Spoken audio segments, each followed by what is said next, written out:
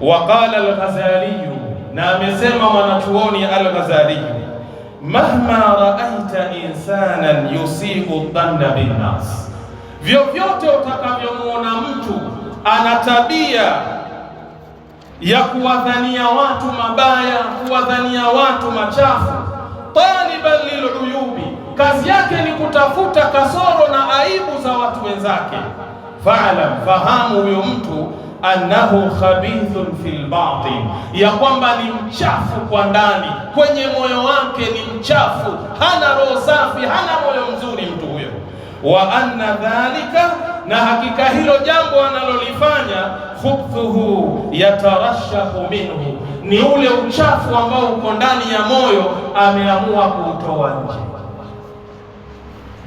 Vyovyote ukimuona mtu anadhania watu vibaya, akiona jambo analitafsiri tofauti, yani dhana yake inakuwa sio njema, sio nzuri, anamdhania mtu vibaya, fahamu ya kwamba huyo mtu katika moyo wake ni mchafu,